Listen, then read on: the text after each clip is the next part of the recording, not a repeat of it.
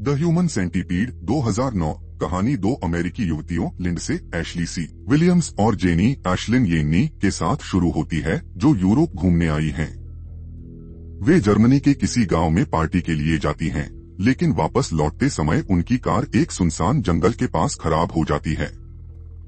वे मदद की तलाश में इधर उधर भटकती हैं और बारिश में भीगते हुए एक आलीशान लेकिन अजीबोगरीब घर तक पहुंचती हैं। इस घर में डॉक्टर जोसेफ हाइटर डाइटर लेजर नाम का एक व्यक्ति रहता है, जो एक सेवानिवृत्त लेकिन मशहूर सर्जन है। डॉक्टर हाइटर पहले तो लड़कियों का स्वागत करता है और उन्हें अंदर बुलाकर पानी ऑफर करता है, लेकिन पानी में उसने नशीली दवा मिलाई होती है, जिससे वे बेहोश हो जाती हैं। जब वे होश में आती हैं, तो खुद को एक अजीबोगरीब ऑपरेशन थिएटर में बंधा हुआ पाती हैं। वहां एक और जापानी व्यक्ति कात्सुरो अकिहिरो कितामुरा भी कैद होता है। डॉक्टर हाइटर तीनों को बताता है कि वह उन पर एक अमानवीय प्रयोग करने जा रहा है। उसने पहले ही इस तरह की सर्जरी कुत्तों पर की है और अब वह इंसानों पर इसे आजमाने जा रहा है। वह तीनों को जोड़कर ह्यूमन सेंटीपीड बनाने की योजना बनाता है।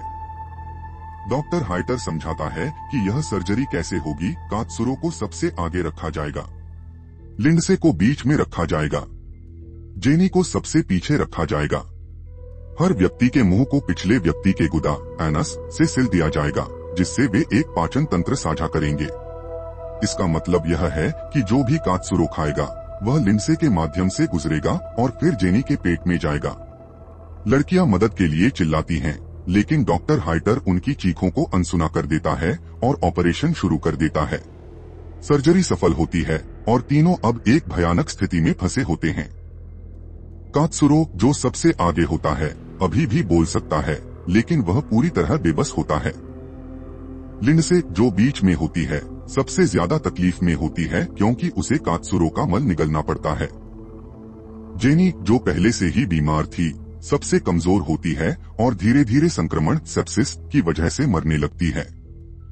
डॉक्टर हाइटर, जो खुद को भगवान जैसा समझता है, अपने पालतू को ट्रेन करने की कोशिश करता है।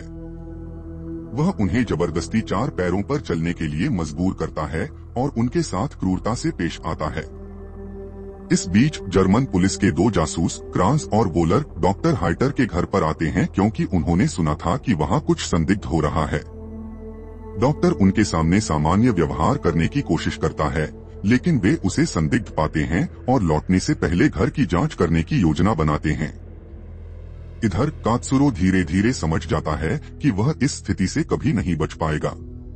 वह डॉक्टर हाइटर को गालियां देता है और खुद को जापानी समुराई योद्धा समझते हुए अपनी जिंदगी को सम्मानपूर्वक खत्म करने का फैसला करता है और मर जाता है। इसी बीच पुलिस अधिकारी वापस लौटते हैं और डॉक्टर हाइटर पर दबाव डालते हैं। डॉक्टर अचानक उन पर हमला कर देता है और गोली मार देता है, लेकिन उनमें से एक घायल पुलिसकर्मी गोली चलाकर डॉक्टर हाइटर को भी मार देता है। अब डॉक्टर मर चुका होता है, लेकिन तीनों पीड़ितों को बचाने वाला कोई नहीं होता। कात्सुरो पहले ही आत्महत्या कर चुका है। जेनी संक्रमण से मर चुकी होती है। लिंडसे अब अकेली बची होती है, लेकिन वह भी बीच में फंसी होती है और कहीं नहीं जा सकती। फिल्म का अंतिम दृश्य लिंडसे के दर्दनाक रोने के साथ खत्म होता है। वह पूरी तरह अकेली होती है, किसी की भी मदद के बिना, एक ऐसी स्थिति में जहां मौत भी उसे जल्दी नहीं मिलेगी। द ह्यूमन सेंटीपीड एक बेहद परेशान करने वाली फिल्म है, जो न केवल शारीरिक यातना बल्कि मानसिक यातना को भी दर्शाती है।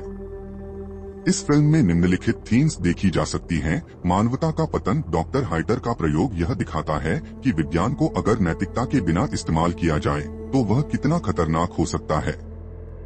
मानसिक प्रताड़ना। केवल शारीरिक दर्द ही नहीं, बल्कि अपने ही शरीर पर नियंत्रण खोने की असहायता भी इस फिल्म को डरावना बनाती है। Survival horror. लिंडसे का अकेला रह जाना फिल्म को और भी अधिक भयावह बना देता है। The human centipede horror film इतिहास की सबसे विचलित करने वाली फिल्मों में से एक है। यह फिल्म कमजोर दिल वालों के लिए नहीं है, लेकिन यदि आप एक्सट्रीम हॉरर के शौकीन हैं, तो यह एक अनोखा अनुभव हो सकता है।